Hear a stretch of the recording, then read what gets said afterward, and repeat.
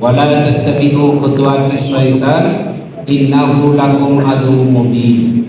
Wahai orang-orang yang beriman, masuklah engkau ke dalam Islam secara sempurna dan janganlah engkau ikuti langkah-langkah setan, karena sesungguhnya setan itu musuh yang nyata bagi kalian. Dan saat saya ceramah seperti ini, jangan pikir tidak ada setan di tengah-tengah kita. Ada setan yang berkeliaran, bentuknya handphone. Ya goda kamu, tidak usah dengar ceramah, pegang HP-mu, pegang HP-mu. Maka orang yang pegang HP saat saya ceramah sesungguhnya kena godaan setan. Sudah dikasih tahu masih juga dipegang HP-nya. Bukan lagi teman setan, dia sudah menjadi setan. Simpan HP-nya dulu Pak ya, sebentar aja saya, kalau habis selesai. Simpan dulu ya. Maqalaikan bismillahirrahmanirrahim. Innallaha wa malaikatahu yusalluna 'alan nabi. Ya ayyuhalladzina amanu sallu 'alaihi wa sallimu taslima. Sesungguhnya Allah dan para malaikatnya berselawat kepada Rasulullah Muhammad sallallahu alaihi wasallam. Maka wahai orang-orang yang beriman, berselawatlah kalian kepada Rasulullah dengan sebaik-baik selawat. Sadaqallahul azim, maha benar Allah dengan segala firman-Nya. Bapak Ibu saudara-saudara sekalian, teristimewa yang kita hormati, Bapak manajer atau direktur Pak? Bapak direktur atau manajer? Direktur utama Ramen.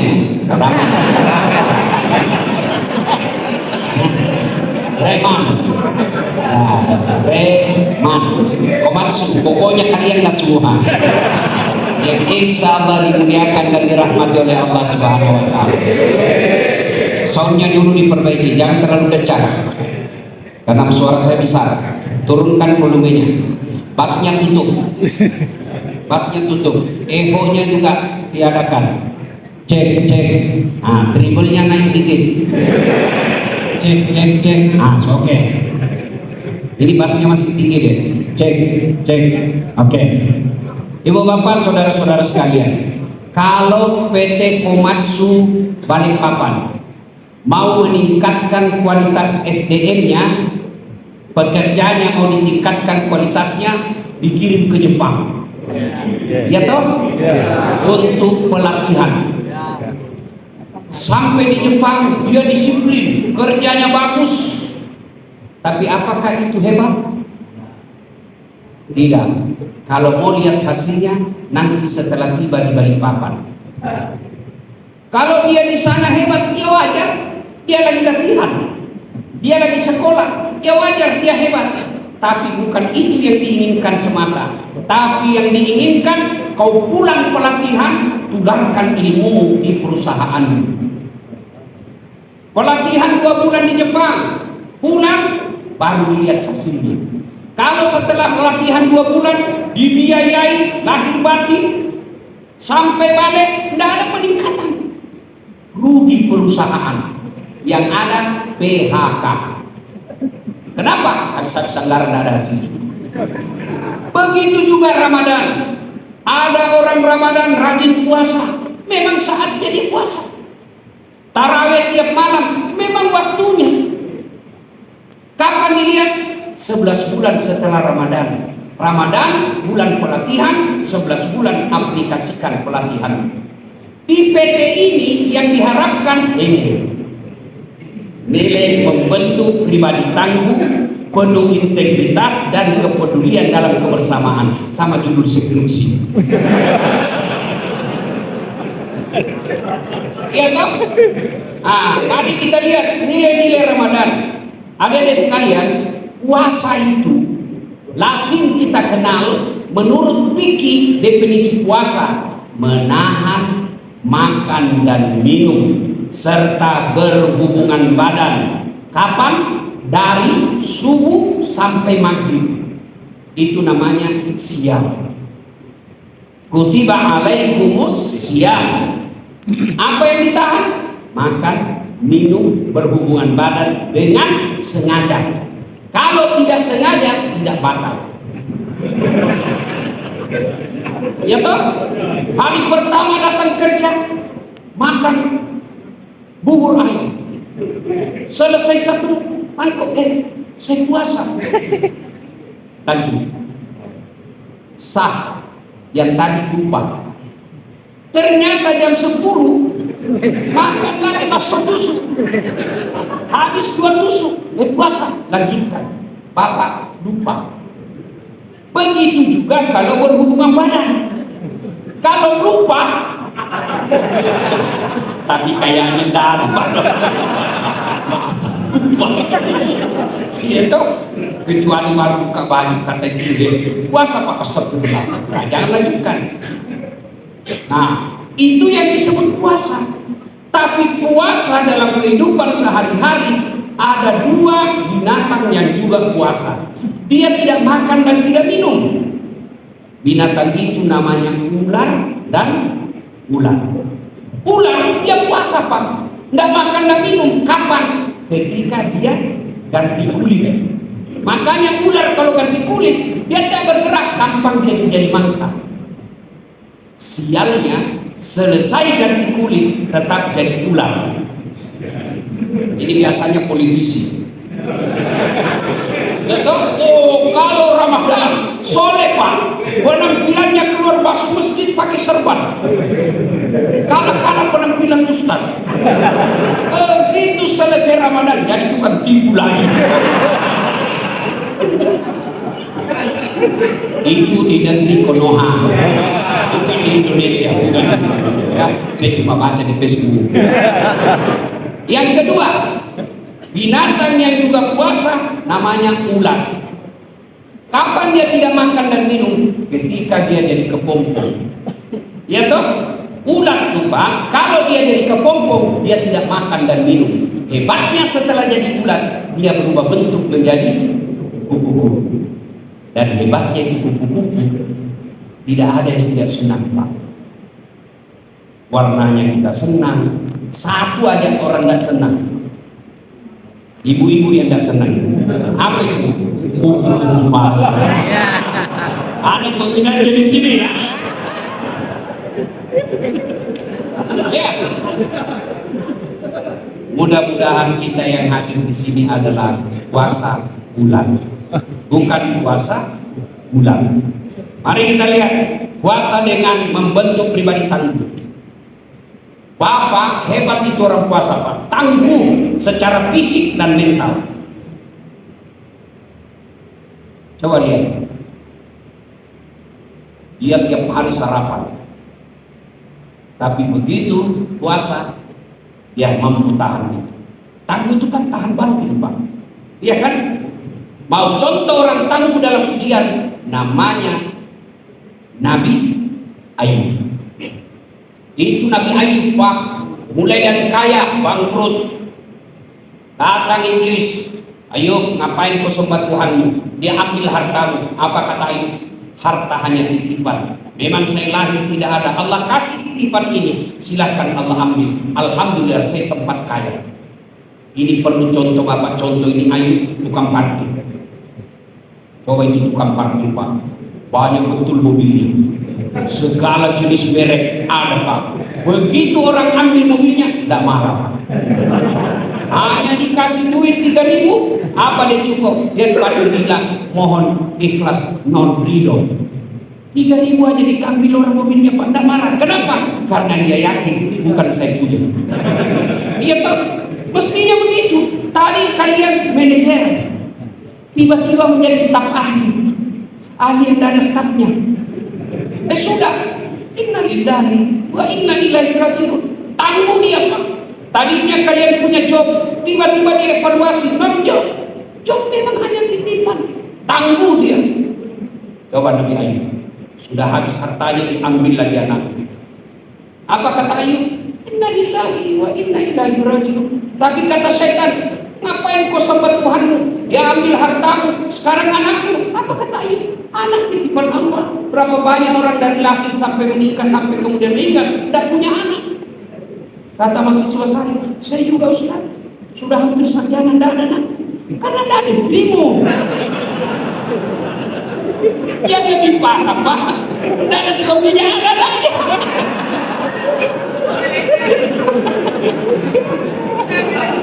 Ya Allah. Apa setan berhenti menggodanya? Tidak Pak.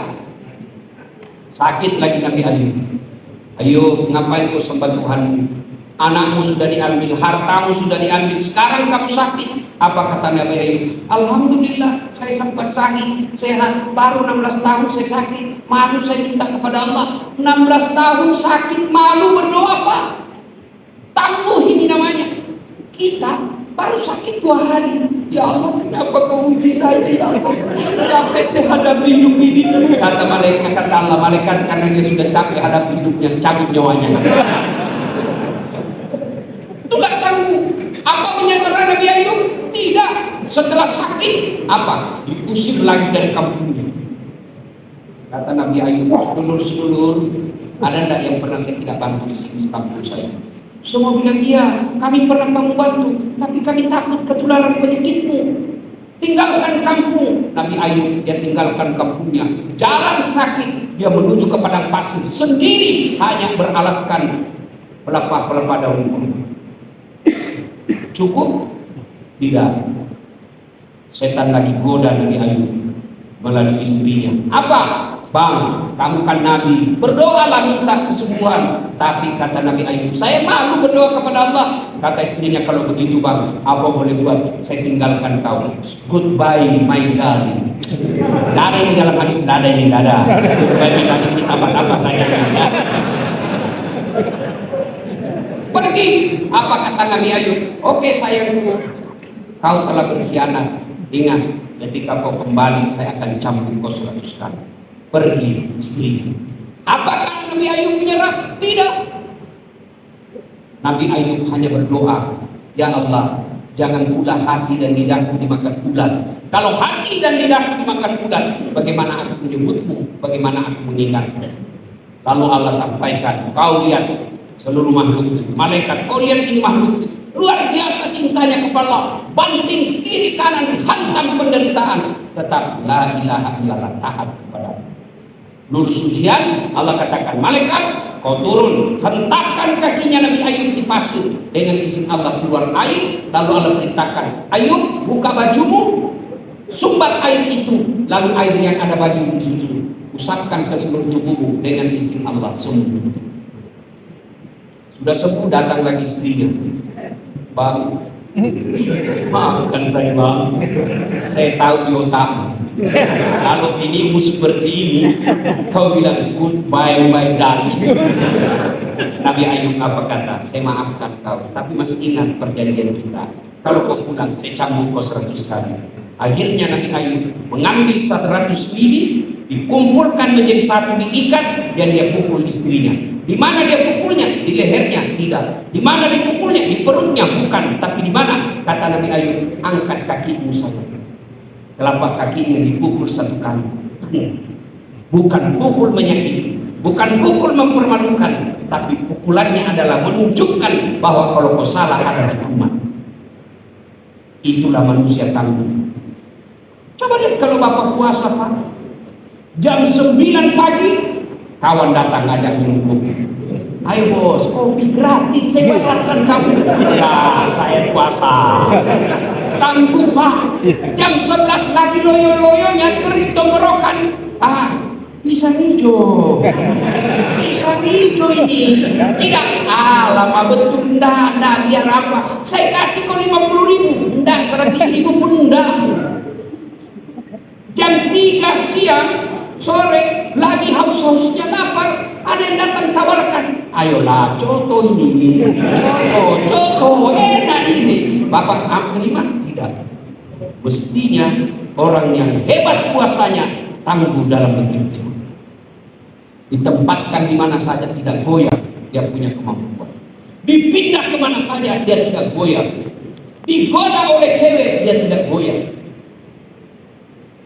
Ayolah Pak, enggak, haram, enggak, gratis. Itu bukan tangguh namanya itu. Ya, Pribadi tangguh. Bapak diberi pekerjaan, ternyata pekerjaan itu menyita waktu, menyita tenaga, menguras tenaga. Orang berpuasa tangguh. Maka betul kata Pak Direktur tadi, puasa kita tidak boleh jadi alasan meninggalkan pekerjaan. Puasa tidak boleh menjadi alasan menurunkan kualitas pekerjaan. Kenapa? Mestinya orang berpuasa kualitas kerjanya, semangat kerjanya makin tinggi. Kenapa Ustaz? Karena orang yang berpuasa makin keras tantangannya, makin berat pekerjaannya, makin tinggi nilainya. Anda kan kalau mau naik pangkat kan diuji. Iya toh? Makin tinggi ujian, makin tinggi pekerjaan. Makin tinggi ujian, makin tinggi jabatan. Saya tidak pernah diuji. Memang hanya orang beriman diuji kan? Masa ujung-ujung tukang becak diuji magister? Tidak mungkin toh. Maka Allah katakan soal puasa, Allah tidak katakan ya ayuhan nas, wahai manusia. Allah katakan ya ayyuhalladzina amanu, orang beriman. Tangguh. Digoda apa saja, tangguh. Yang kedua, penuh integritas. Apa itu integritas, Pak? Salah satu cirinya, Pak, jujur. Kata orang, susah cari orang jujur sekarang, Pak. Maka kalau Bapak mau dicari, jadilah orang jujur. Kenapa? Susah menemukan orang jujur. Coba lihat orang puasa, Pak. Jujur toh? Iya toh? Mana buktinya? Bapak masuk kamar, tidak ada yang lihat. Apa Bapak buka? Kenapa? Ini puasa, Pak. Harus ada integritas kejujuran. Kenapa? Tidak dilihat. Sholat bisa dilihat, Pak. Allah. Tiba-tiba Bapak diredup kita musuh. Bisa dilihat toh. Umroh bisa dilihat. Hai guys. Iya toh. Dilihat. Tawaf bisa dilihat. Sholat bisa dilihat. Bayar zakat bisa dilihat. Tapi puasa tidak ada yang tahu, Pak, kecuali Allah. Maka Allah katakan as-saumu li, puasa milikku dan saya akan balas. Tidak bisa dilihat. Bapak masuk kamar,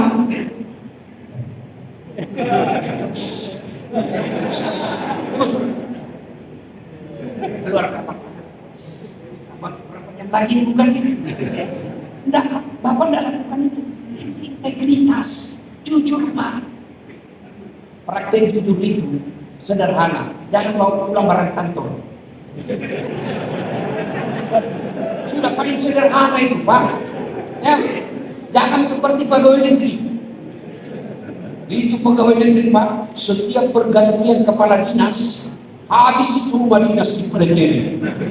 Gordennya pun hilang semua. AC dibawa pulang semua. Nah, kalau di Komatsu saya yakin disiplin, Pak. Saya baru masuk hari di sini. Saya lihat pegawainya, Pak. Dalam hati saya, ternyata budaya kerja mempengaruhi model dan tampak. Lihat ini muka-mukanya Bapak, ini muka-muka soleh, Pak. Ini bersih banyak Bapaknya, Pak. Tidak seperti kalau kita masuk kantor bupati, Pak. Banyak pemain selisih, Pak. Iya, Pak. Muka-muka tukang tipu kita ya. Saya kagum kalau perusahaan Jepang. Standar operasional kerjanya jelas, disiplin dan berintegritas. Maka kalau budaya kerja orang punya integritas, kembali kepada dirinya. Kenapa? Karena orang yang punya integritas itu dicintai Allah. Di antaranya jujur. Jangan sudah ada di situ ditulis inventaris Komatsu. Ada di rumahmu. Yang ketawa saya sendiri. Kalau ada tertutup di itu, Pak, kasih kembali besok. Jangan ambil printer, jangan ambil kertas kantor, jangan ambil ballpoint, jangan ambil tinta. Ini kan tidak dipakai, bukan urusanmu. Itu ketika Bapak mau ambil ini setan, ambil. Tidak saja, ini tidak dipakai. Itulah ujian keimanan bagi orang yang berpuasa. punya integritas. Ketika Bapak puas, itu kan goda setan. Makan, dan dia makan. Tapi kan tidak, Pak. Coba lihat orang puasa, namanya integritas. Saya mau tanya, air putih ini halal atau haram? Halal atau haram? Halal atau haram? Jam 12 siang Ramadan? Halal, Pak. Tapi tahan sampai maghrib. Ini bukan halal jam 12, boleh, Pak. Tapi jangan diminum. Tahan sampai maghrib. Iya toh? Istri di rumah halal atau haram? Halal atau haram? Jam 12 siang? Halal, tapi tahan maghrib. Boleh dipakai buka puasa.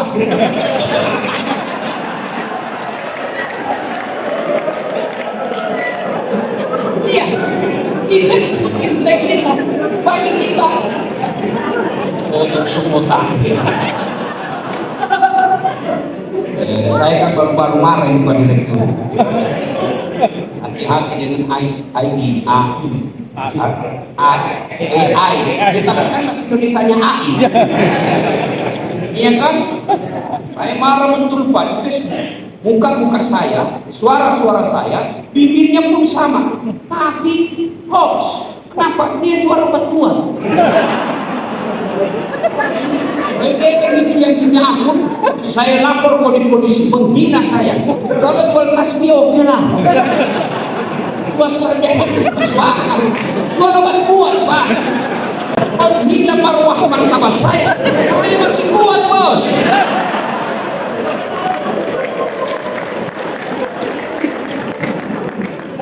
Nah, tuan-tuan yang saya hormati, coba lihat orang puasa. Jangankan yang haram, yang halal saja mampu kita tahu. Ini yang tidak dimiliki oleh pejabat kita. Pengendalian diri. Boleh nggak pejabat pakai mobil mewah? Boleh, tapi setelah seluruh rakyat mewah. Boleh nggak rakyat, boleh nggak para anggota DPR, pemimpin memakai barang-barang mahal? Boleh, setelah rakyat juga pakai barang mahal. Kalau kau tidak mampu, jangan jadi pejabat publik. Kenapa? Karena ruang publik adalah public figure. Ini tidak dimiliki. Pengendalian diri. Orang yang berpuasa, jangankan yang haram, halal aja kita bantu tahan. Jam 12 siang halal itu nasi, tapi kita tahan maghrib. Pakai mobil mewah, tahan nanti setelah rakyat sejahtera. Pakai kantor mewah, tahan setelah rakyat umumnya sejahtera. Karena kapan kita mempertontonkan kemewahan di tengah-tengah masyarakat, di mana sisa keadilan sosial bagi seluruh rakyat Indonesia? Gak ada hubungannya sama yang viral ini ya. Jangan bawa-bawa. Saya nggak terlibat.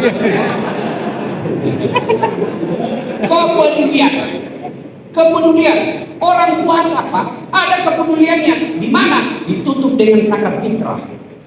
Orang yang puasa tidak ditutup zakat fitrah, puasanya sia-sia. Maka ditutup zakat fitrah. Apa tujuan zakat fitrah itu? Kepedulian. Kenapa zakat fitrah di akhir Ramadan? Boleh awal Ramadan, boleh. Tapi yang afdal akhir Ramadan. Supaya apa? Supaya tidak ada orang susah pada saat hari raya. Kepedulian sosial itu, Pak. Maka aneh kalau ada orang 30 Ramadan maka tidak punya kepedulian sosial, maka dia tidak mendapati nilai dan makna dari puasa. Puasa itu kepedulian sosial.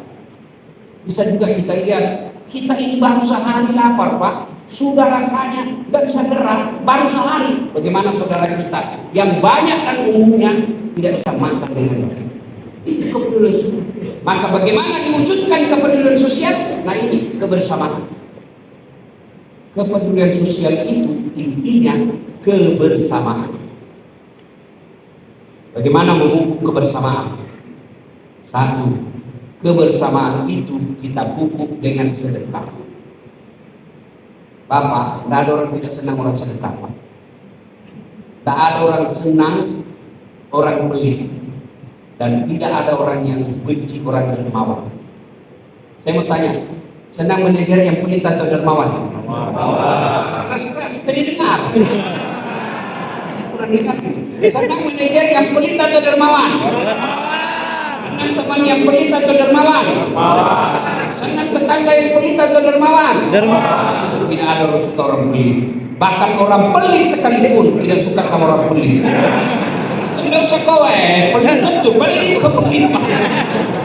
Ayo, seorang manajer marah sama anak buahnya, selesai mau keluar, tunggu dulu deh. Nah, saya tadi bukan marah ya, ini supaya kerjamu lebih baik, supaya dirimu di perusahaan tidak pecah. Jadi jangan kau tanggapi negatif ya. Nah, ini kau kasih istrimu belum dimakan, pasti dalam hatinya marah aja besok pak. Iya toh, ada orang tidak senang memupuk kebersamaan itu, menimbulkan kebersamaan, derma. Nah itulah zakat fitrah, bersedekah. Yang kedua, cara menyambungkan kebersamaan, memaafkan. Kebersamaan tidak mungkin ada kalau ada dendam. Memaafkan. Bagaimana cara meminta maaf? Bukan seperti di medsos, apalagi cuma kirim stiker. Maaf lahir batin, dunia akhirat sengaja tidak disengaja. Nah begitu caranya, itu cara pilih kantor. Kalau yang disunahkan Nabi, satu, jabat tangannya. Bagaimana kalau bukan mahram? Imam Syafi'i bilang tidak boleh. Imam Ahmad katakan selama kau tidak nafsu silahkan. Maka saya kalau anak-anak mahasiswa saya yang cewek-cewek selesai ngajar mau jabat tangan, nggak usah deh. Kenapa? Dia masih muda pak. Saya muda. Dia cantik. Saya enggak. Saya tidak gagah, tapi saya penuh pesona. Mana buktinya kau mau foto sama saya? Ya. Masa Ustaz nafsu? Iya pak, saya manusia biasa. Ayat tidak mengatakan latak permusina illa Ustaz. Jangan dekat isinya kecuali Ustaz. Biar Ustaz hancur juga pak. Jadi seperti begini. Kalau rumah-rumah majelis lagi 60-an, saya jabat tangan. Kenapa nggak mungkin saya nafsu sama mama? Rasa kuat di dunia pak. Ya, sudah itu jabat tangannya, maka yang begini-begini itu pak, dan tahu siapa yang nanya? Sama laki-laki, Emang kau nafsu?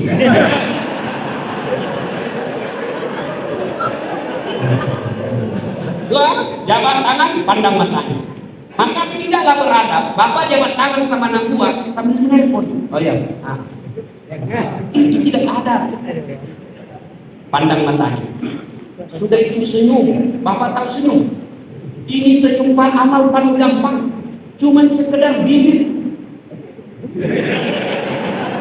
Jadi Pak, ini sedekah paling gampang. Pak, iya Pak. Senyum. Yang berikutnya salawat kepada Nabi. Allahumma shalli ala sayyidina Muhammad wa ala ali sayyidina Muhammad. Yang berikutnya sebut judulnya dosa. Pak Dirjen, maafkan saya. Kenapa deh? Pernah hilang glitter. Glitter itu Pak pernah hilang. Kan siapa yang ngambil? Maafkan Pak, saya hilang Pak. Waktu itu anak saya membutuhkan Pak, saya ngambil. Oh ya?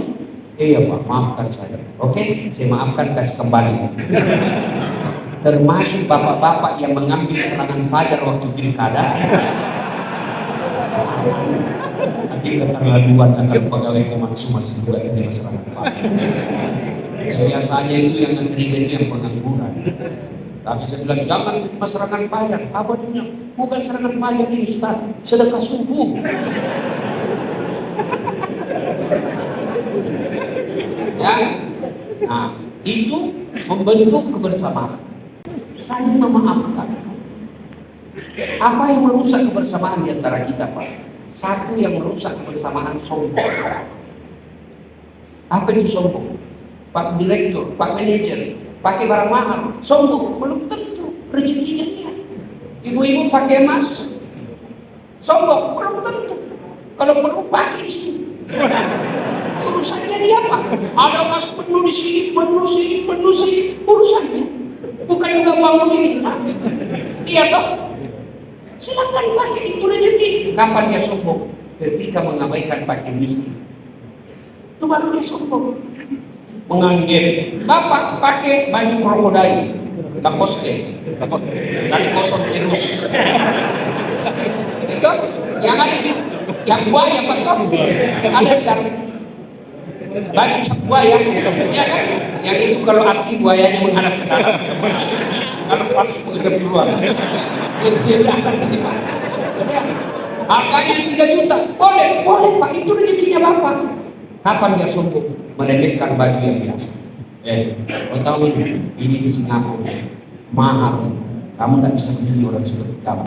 Sombong, meremehkan orang. Apa yang disombongkan, Pak? Kata Nabi, itu maksudnya sombong itu 4 perkara. 1, bertambahnya jabatan. Yang tadinya pegawai biasa komansu, tiba-tiba jadi manajer. Apa yang disombongkan, Pak? Manajer sementara, titipan, tergantung pusat, mau diganti wassalam. Lagi topik walidaya. Apa yang disombongkan? Gubernur kamu sombong. 5 tahun aja, paling syukur 10 tahun. Sudah itu biar kau hebat, keluar kamu. 10 tahun masih mau pakai gambar Garuda. Lambang Garuda pergi ke pasar orang. Astagfirullah, sudah sakit ini bapak. Yang kedua, penyebab datangnya sombong, bertambahnya harta. Apa yang kita mau sombongkan dengan harta ini, Pak? Ini juga perlu saya luruskan kepada nenek ini yang biasa di medsos, yang mencela dan menghina kalau ada ulama pakai barang bagus. Jadi kamu ulama miskin. Kalau politisi, pedagang pakai mewah, kamu maklum. Lalu ketika guru, ulama, ustaz pakai barang mewah, kamu bilang, pamer, hedon. Belum tentu ulama rata-rata dibelikan. Jangan ketawa sih. Banyak kadang-kadang menghina ulamanya sendiri, merendahkan ulamanya sendiri. Nabi Muhammad itu hidup sederhana. Tidak lengkap kamu belajar sejarah Nabi. Ada Nabi Sulaiman. Nabi Sulaiman itu jembatannya emas, kerikil rumahnya emas. Gimana anak-anak kita mau belajar agama kalau dia lagi ulama? Kasihan datang, dijemput pakai motor tua pula, tak ada stang kakinya satu. Jadi kehujanan satu mantel berdua. Sudah sampai deh hari 2 mingguan. 1 jam dia habsi di rumahnya, sampai semua ketek basah. Begitu pulang cuma dikasih pisang, uang 50.000 dikusut-kusut lagi, memang bukan curian. Pulang di rumah, apa kata tetangganya? Kau usah menjadi guru, kau usah menjadi ustaz, lihat itu menderita. Kau tak lihat itu dibonceng kehujanan, 2 jam dia tinggalkan rumahnya cuma dapat pisang. Coba kalau ustaz pakai jersey, turun 4 bini. 4 bininya dalam jersey, Pak. Begitu orang bilang, kau jadi ustaz, nak mobilnya jersey 4 bininya, Pak. Jadi kadang-kala mesti kita teruskan. Ada Abdurrahman bin Ayyub, ada Utsman bin Affan, Abu Bakar Siddiq. Itu semua orang-orang kaya yang Allah larang kamu mengumpul harta lalu enggan membayar zakat dan kau biarkan fakir miskin terlantar. Itu bahkan dicap pendusta agama. Ini belajar agama setengah-setengah. Baru saja kita kasihan mobil dipinjam juga di share-share gaya-gaya. Hedon. Ya? Nah, itu bapak yang tidak boleh kalau pejabat publik. Kenapa? Karena itu uang rakyat. Kalau mau ya pakai uang pribadi. Bapak Ibu saudara-saudara sekalian, ya, penyebab datangnya sombong harta. Jangan sombong karena harta. Kalau Allah marah, Allah cabut itu harta sederhana cara. Apa? Gempa, kebakaran, tsunami, sekejap hilang. Atau tetap ada hartanya, tapi Allah titipkan penyakit dalam dirinya. Akhirnya banyak duitnya, tapi tidak ada bisa dia makan. Banyak kan orang bapak lihat itu, banyak duitnya tapi dilarang makan nasi, dilarang makan daging, dilarang makan gula, dilarang makan garam, dilarang makan minyak. Apa aja bisa dimakan? Ubi rebus. Duitnya 10 miliar, cuma ubi rebus bisa dimakan, Pak. Jangan sombong. Yang ketiga, bertambahnya ini. Yang tadinya biasa tiba-tiba menjadi ulama, viral. Jangan sombong. Ini sudah dasar lagi. Kalau saya di YouTube Pak sudah lebih 600 juta. Apa yang mensombongkan? Saya bisa itu karena ada penonton. Bayangkan kalau saya ceramah tidak ada yang nonton. 2 jam saya di sini berapi-api Pak, tidak ada yang nonton. Apa lewat? Astagfirullah, sudah sakit itu astagfirullah. Pasti beli.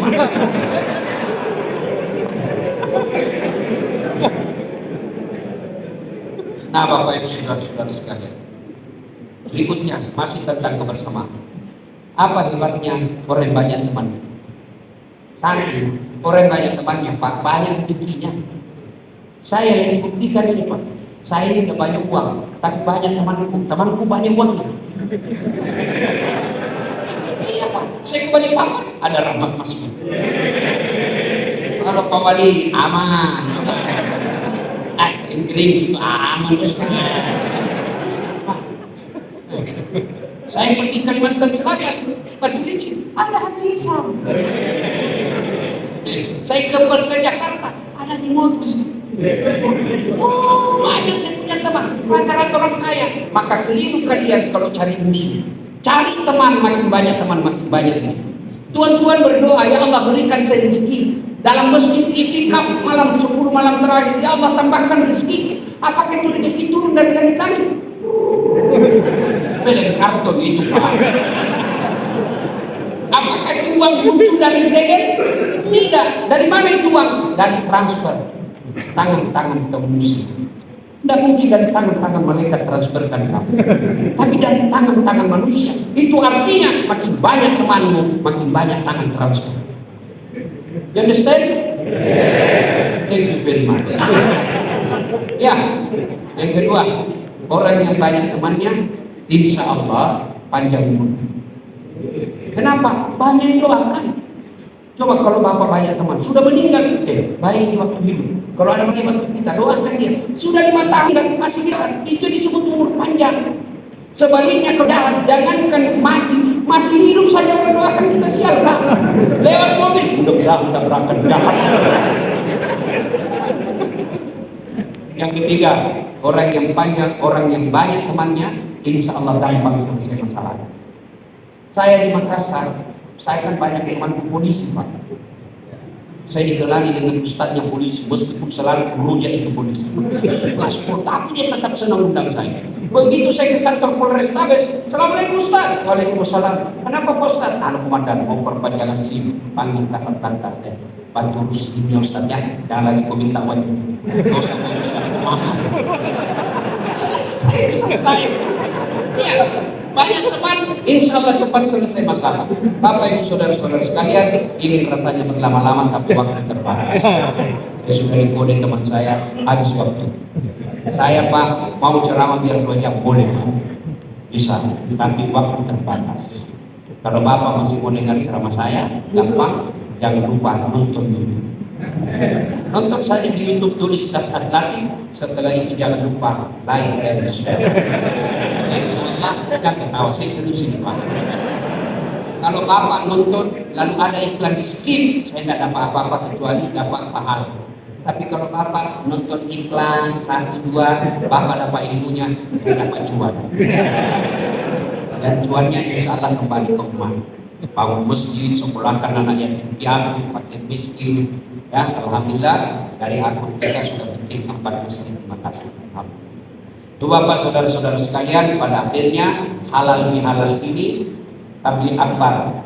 Nah, saya kira halal bihalal. Ada yang tidak suka pakai kata halal bihalal, maka diganti dengan kata biasa sawalan. Apapun miliknya, yang penting tujuannya ukhuwah, persaudaraan. Ya. Tidak ada gunanya kita berhalal bihalal ini kalau kita masih tetap musuhan gara-gara jabatan, musuhan gara-gara pilpres bicara. Wa'tasimu bihablillahi jami'an wa la tafarraqu. berpegang teguhlah engkau kepada tali persaudaraan agama Allah, dan janganlah engkau bercerai-berai. Organisasi ini namanya perusahaan. Organisasi itu definisinya sederhana. Ada ketergantungan antara satu bagian dengan bagian yang lain. Ada bendahara, ada manajer, ada cleaning service, ada security, ada pegawai, ada staf ahli. Satu bagian seperti tubuh, apabila satu sakit, yang lain ikut merasakan. Perusahaan kita ini seperti tubuh, satu sakit, yang lain ikut merasakan. Agar sakit itu bisa terobati, dikumpulkan kita di tempat ini untuk apa? Saling memaafkan, saling mengikhlaskan dosa dan kesalahan, sehingga kita punya kekuatan yang kita kenal dengan persatuan. Mudah-mudahan kehadiran saya ada manfaat. Demi dan kurangnya mohon dimaafkan. Usikum wa nafsi bitaqwallah. Fastabiqul khairat. Wassalamualaikum warahmatullahi wabarakatuh.